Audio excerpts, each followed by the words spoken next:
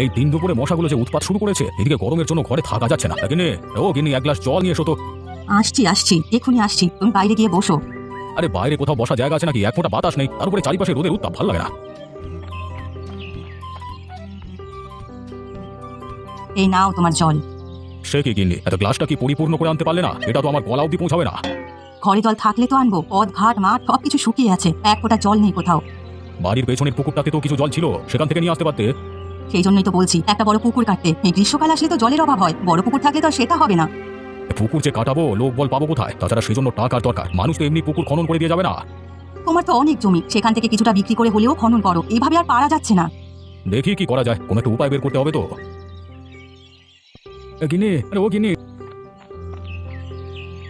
সে কি, কে বলি না গেলে, এত তাড়াতাড়ি জমি চাষ করা হয়েও গেল? আর জমি চাষ কো, জলের অভাবে মাটি শুকনো হয়ে আছে, নাঙল দিয়ে চষাই যাচ্ছে না। সে কি কথা, চাষ করা না গেলে ফসল ফলবে কি করে? আর ফসল না ফললে খাবেটা কি? এবার থেকে না খেয়ে থাকতে হবে গিন্নি, চাষবাসের কোনো উপায় দেখছি না। ওগো, এক কাজ করলে কেমন হয়, চলো আমরা অন্য গায়ে চলে যাই, সেখানে তো আর জলের সংকট হবে না। না না গিন্নি, বাপদাদার ভিটে মাটি ছেড়ে আমি কোথাও যাবো না। এখন আমাকে একটু জল দাও তো, হাত মুখটা ধুই, স্নানের জল তো পাবোই না। দাঁড়াও, আমি ননিকে বলছি জল আনতে। ননিবালা, ও ননিবালা, জল নিয়ে আয় তো মা। এই নাও বাবা, একটু কম খরচ করো, চৌধুরীদের পুকুরটা শুকিয়ে গেছে, ওখানে আর জল পাওয়া যাচ্ছে না। আমার আর লাগবে না, এটা গিয়ে রেখে দে। আমি একটু চৌধুরী মশাইয়ের বাড়িতে যাবো, গিয়ে দেখি এই সমস্যার কোনো নিদান পাওয়া যায় কিনা। কে বলি তো এলে, একটু বসো, জিরিয়ে নিয়ে তারপর যাও। ওদিক দিয়ে কে যাচ্ছে? কুবের জেলে না?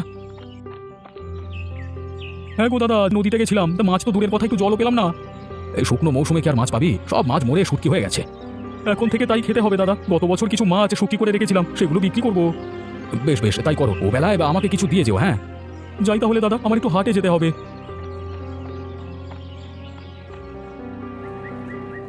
নদীর মাছের শুটকি বিক্রি করছি, একেবারে তরতাজা, লাগলে নিয়ে যেতে পারো, জলের দামে দিয়ে দিচ্ছি। আরে ও কুবের, মাছ পাওয়া যাবে? আমার মেয়ে জামাই এসেছে, তাকে মাছ না খাওয়ালি নয়।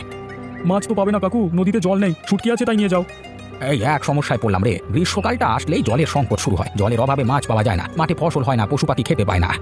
কি করবে বলো, উজান অঞ্চলে এই সমস্যা হয়, আরে আশেপাশের সব গাঁই জলের জন্য হাহাকার করছে। এভাবে আর চলা যাচ্ছে না, এর একটা বিহিত করতেই হবে। কি করবে গো?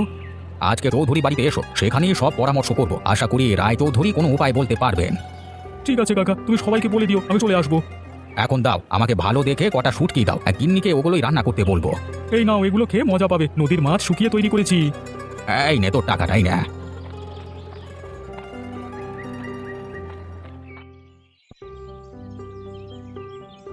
আরে খরার সমস্যা কি আমরা সমাধান করতে পারবো? এটা প্রাকৃতিক দুর্যোগ, এর উপর আমাদের হাত নেই। প্রাকৃতিক দুর্যোগে আমাদের হাত নেই সেটা সঠিক, কিন্তু আমরা চাইলে সেটি কমিয়ে আনতে পারি। কি করে কমাবে তুমি? মাঠঘাটের উপরে ছাদ তৈরি করে? না না, আমাদের মাঠ ঘাটে ছাদ তৈরি করতে হবে না, বেশি বেশি গাছ লাগালে এমন গরম থেকে রক্ষা পাওয়া যাবে। গাছ যে লাগাবে তা বাঁচবে কি করে? সেজন্য তো জল দরকার। জলের জন্য পুকুর কাটতে হবে। আমি একবার আরো উত্তরের এক গাঁয়ে গিয়েছিলাম, সেখানকার লোকেরা সাগরের মতো বড় আর গভীর একটা পুকুর কেটেছিল, সেই পুকুরে সারা বছর জল থাকতো। সাগরের মতো বড় দেখি, এটা আমাদের গায়ে হলে কত না মজা হতো। সে কি আর হবে? সেজন্য তো জমি দরকার, এত জমি তো আমাদের নেই। জমি না হয় আমি দিলাম, কিন্তু পুকুর খননের টাকা দরকার, এত টাকা তো আমার কাছে নেই। সে নিয়ে ভাবেন না কথা, আমরা সবাই মিলে পুকুর খনন করব, আমাদের টাকা দিতে হবে না। বিনে পয়সায় পুকুর খনন করতে নেই, তাহলে সে পুকুরে জল ওঠে না। গিন্নিমা কথাটা ঠিক বলেছেন, জনশ্রুতি আছে পুকুর খনন করলে শ্রমিকদের টাকা পরিশোধ করতে হয়, না হলে সেই পুকুর জলশূন্য থাকে। এ দেখছি আরেক সমস্যা, জলই যদি না থাকে সে পুকুর খনন করিয়ে লাভ নেই। আর কোনো উপায় নেই, চারিদিকে জলের হাহাকার, যদি পুকুরটা খনন করা যেত তাহলে 5 গায়ের মানুষ শান্তি পেত। কি হে গোপাল, তোমার কাছে কোনো উপায় আছে? তুমি তো এই গায়ে সব থেকে প্রবীণ ব্যক্তি, চিন্তা করে দেখো তো কোনো উপায় পাও কিনা। একটা উপায় আছে, যদি পুকুর খনন করবার বদলে শ্রমিকদের অন্নদান করা হয়, তাহলে তাদের শ্রমের মূল্য পরিশোধ হবে। অন্নদান? তা কতটুকু অন্নদান করতে হবে আর কতদিন খাওয়াতে হবে? আপনার যেহেতু এখন সমস্যা চলছে, তাই আপনি প্রতি বছর একবার করে সবাইকে পেট ভরে ভোজন করাবেন। 12টি চাঁদ এরকম ভোজন করালে তাদের ঋণ পরিশোধ হবে। 12 চাঁদ মানে তো 12 বছর এই অনুষ্ঠান করতে হবে। আমি তাই মনে করছি।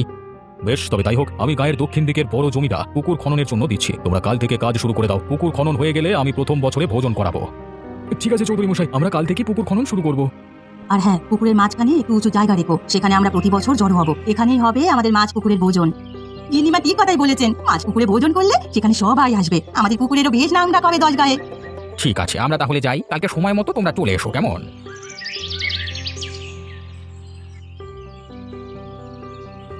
শোনো সবাই, আজকে থেকে আমরা পুকুর খননের কাজ শুরু করব। যতদিন পাতাল থেকে জল না ওঠে ততদিন খুঁড়েই যাব। তোমরা সবাই একমত তো? হ্যাঁ চৌধুরী মশাই, আমরা কাজ চালিয়ে যাব। জলের সমস্যার সমাধান না হওয়া অবধি আমরা থামবো না। তাহলে আর দেরি করো না, আমি সীমানা ঠিক করে দিয়েছি, তোমরা পুকুর খনন শুরু করে দাও। আসো সবাই, আমরা কাজ শুরু করি। যত তাড়াতাড়ি শেষ করতে পারবো ততই মঙ্গল। হ্যাঁ হ্যাঁ তাই চলো। ও মাননীবালা, আমার ঝুড়িটা নিয়ে আয় তো। হ্যাঁ হ্যাঁ, তোমরা সব ঝুড়ি নিয়ে এসো, আমি মাটি কেটে দিচ্ছি। যাক, অবশেষে কাজটা শেষ হয়েছে, এখন আর কোনো দুশ্চিন্তা নেই। হ্যাঁ গো, জলও তো উঠতে শুরু করেছে। এই টলমলে জলটা দেখেছো? এই জল দিয়ে নাওয়া খাওয়া সব হবে, চাষবাসের কাজও চলবে। আমি কি কিছু মাছ ছেড়ে দেবো চৌধুরী মশাই? তাহলে মাছের চাহিদাও পূরণ হবে। আস্তে আস্তে সবই হবে, কিন্তু তার আগে ভোজনটা সেরে ফেলা দরকার। হ্যাঁ হ্যাঁ, আমিও তাই ভাবছিলাম। আগামী শুক্রবারই পুকুরের মাঝখানে ভোজনের আয়োজন করা হবে। গোপাল, তুমি নিজ দায়িত্বে সবাইকে নিমন্ত্রণ করবে। সে নিয়ে আপনি ভাববেন না চৌধুরী মশাই, যারা যারা কাজ করছে তাদের সবার নাম আমার কাছে লেখা আছে। আমি কালই বাড়ি বাড়ি গিয়ে নিমন্ত্রণ দিয়ে আসবো। এত বড় অনুষ্ঠান, তাতে খাওয়াবে কি কি? ভাত, মাছ, মাংস আর পায়েস করবো ভাবছি, সাথে থাকবে মিষ্টি দই। বেশ বেশ, উত্তম খাবার। অনেকদিন এরকম খাবার খাই না। তাহলে তো আমাদের এখন থেকে আয়োজনে হাত দিতে হবে। অনেকগুলো মানুষের আয়োজন করতে সময় লাগবে তো। হ্যাঁ, তোমরা আজ থেকে কাজটা শুরু করে দাও। আমি গুদামে তালা খুলে দিচ্ছি, যা যা লাগে নিয়ে এসো। আর পুকুরের মাঝখানে যাওয়ার জন্য একটা বাঁশের সাঁকো তৈরি করবে, ওটা দিয়েই সবাই পারাপার হবে। আগে কথা, আমি কালই বাঁশ কেটে সাঁকোর কাজটা শুরু করব। কে গিনি, তোমার রান্না কতদূর? আমাদের রান্না শেষ, তোমরা খেতে বসো। ঠিক আছে, আমি সবাইকে নিয়ে খেতে বসছি। ওহে গোপাল, সবাইকে বসতে বলো, এক্ষুনি খাবার পরিবেশন করা হবে। ও বউ, খাবার দাবার নিয়ে এসো, আমি একে একে সবার পাতে দিচ্ছি। খাবার যে দেবেন, পাত কোথায়? থালাবাটি তো কিছুই আনা হয়নি। হায় হায়, বলো কি? আমার যে মনেই ছিল না। তুমি একটিবারও মনে করিয়ে দেবে না? আমারও তো মনে ছিল না গিন্নিমা, সবই এনেছি, কেবল খাবার জন্য থালাগুলোই আনিনি। এখন কি হবে? এই মুহূর্তে এতগুলো থালা সংগ্রহ করাও তো সম্ভব নয়। এত চিন্তা করছো কেন গিন্নিমা? আশেপাশে অনেক কলা পাতা আছে, সেগুলো দিয়েই তো থালার কাজ চলবে। ভালো কথা বলেছিস রে মেয়ে, তুই এখনই যা, কলা পাতা কেটে নিয়ে আয়। ঠিক আছে, আমি নিয়ে আসছি। ও গিন্নি, কি হলো? দেরি করছো কেন? তোমরা একটু বসো, আমরা এখনই খাবার পরিবেশন করছি। তোমাদের খাওয়া কেমন হচ্ছে? অল্প সময় তেমন কিছু করতে পারিনি। এত অল্প সময় অনেক কিছু খেয়েছি চৌধুরী মশাই। হ্যাঁ চৌধুরী বাবু, আজকে কলা পাতার রাজভোজ খেয়েছি। এমন খাবার আগে কখনো খাইনি। বেশ, তাহলে পরের বছরের অপেক্ষা করো সবাই। সামনের বছর এর চেয়ে ভালো খাবার খাওয়ানো হবে। এখন আর অপেক্ষা করতে মানা নেই চৌধুরী মশাই। আমাদের পুকুর ভর্তি জল আর মাছ ভর্তি ফসল আসছে। বছরের পর বছর আমরা মাছ পুকুরে কলা পাতা নেমন্তন্নের জন্য অপেক্ষা করে যাব। আমিও সেই দিনের অপেক্ষায় আছি। 12 বছর পূর্ণ হলে এই ঋণ থেকে মুক্ত পাবো। তোমরা সাহায্য না করলে এত বড় পুকুর খনন করা সম্ভবই হতো না। হ্যাঁ গিন্নি, সব ওদের পরিশ্রমের ফসল। ওরা ছিল বলেই আমাদের গ্রামে জলের অভাব দূর হয়েছে। যাক, আজকের আয়োজনটা ভালোভাবে সম্পন্ন হয়েছে। পরের বাড়িরগুলো এরকমই যেন হয়। তুমি যতদিন আছো সবকিছু দেখাশোনা তোমাকেই করতে হবে গোপাল, তাহলে আমি নিশ্চিন্ত থাকবো। সেই নিয়ে আপনি চিন্তা করবেন না। যেখানেই থাকি না কেন, বছরের শুরুর দিকে আমি সব ঠিক করে রাখবো। বৌমা, ও বৌমা, আমার জন্য একটু চা নিয়ে এসো তো। যাই বাবা, কেবল চা আনবো নাকি নাস্তাও নিয়ে আসবো? ঘরে কিছু থাকলে নিয়ে এসো, হালকা খিদে পেয়েছে। এই নিন বাবা আপনার চা। আর এই চিঠিটা আজকে এসেছে, খামের উপরে আপনার নাম লেখা। চিঠি? আমাকে আবার কে চিঠি পাঠালো? গ্রাম থেকে কেউ পাঠিয়েছে বোধহয়। দেখি কে পাঠালো। গোপাল চিঠি লিখেছে। আগামী সপ্তাহে মাছ পুকুরে ভোজন হবে, আমাদের যেতে বলেছে। মাছ পুকুরের ভোজন, সেটা আবার কি? সে এলাহি কাণ্ড বৌমা। প্রতি জ্যৈষ্ঠ মাসে আমাদের গায়ের বড় পুকুরের মাঝখানে এক মহা ভোজ হয়। সেখানে আশেপাশের সকল গায়ের মানুষদের নিমন্ত্রণ করে খাওয়ানো হয়। এত মানুষকে কে খাওয়ায় বাবা? সে আমাদের পরিবার থেকেই প্রত্যেক বছর খাওয়ানো হয়। এবার শেষবার, এবছর নিমন্ত্রণ করলে আর করতে হবে না। সে তো অনেক টাকার ব্যাপার। এত টাকা এই বাজে কাজে ব্যবহার করবেন? বাজে কথা নয় বৌমা, এই পুকুরের সাথে এক দুঃখের ইতিহাস জড়িয়ে আছে। গায়ের মানুষ সেবার যে পরিশ্রম করেছিল তা বলবার নয়। তাদের ঋণ পরিশোধ করবার জন্যই আমি এই ভোজন করাবো। ঠিক আছে, আপনার হাতে টাকা থাকলে আপনি সবাইকে নিমন্ত্রণ করে খাওয়ান, তাতে আমরা কিছু বলবো না। আমার হাতে তো টাকা নেই বৌমা। তুমি এক কাজ করো, তপন এলে আমার সাথে দেখা করতে বলো। ওর কাছ থেকে কিছু টাকা নিয়ে এবারের ভোজনটা সম্পন্ন করব। ঠিক আছে বাবা, আমি বলবো।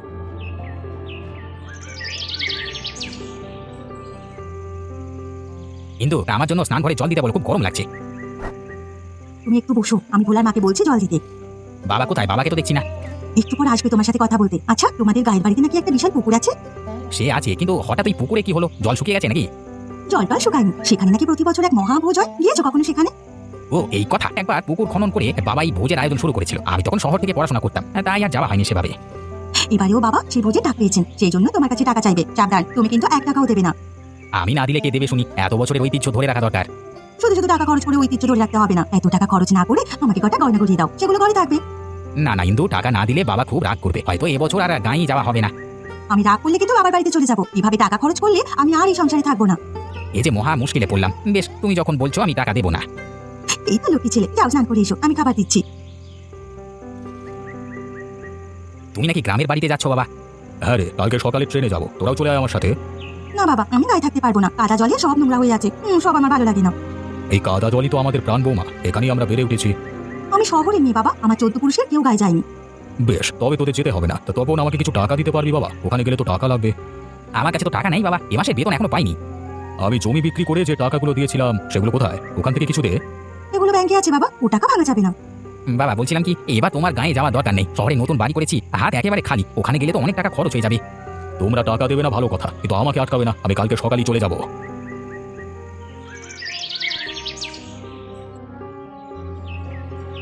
দিন বেশি নেই আর, উৎসবের আয়োজন এখন থেকেই শুরু করতে হবে। তা করা যাবে, কিন্তু রায়মশাই তো এখনো এলেন না। তাকে ছাড়া অনুষ্ঠান কিভাবে করব? সেটাই ভাবছি, তিনি তো এই অনুষ্ঠানের খরচ দিতেন, তাকে ছাড়া তো কিছু হবে না।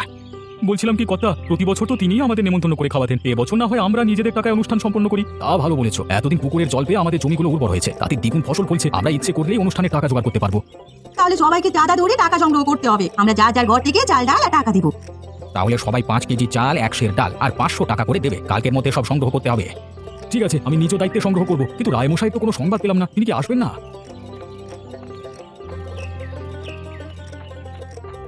আমি চলে এসেছি বিমল। তা তোমাদের কাজ কতদূর?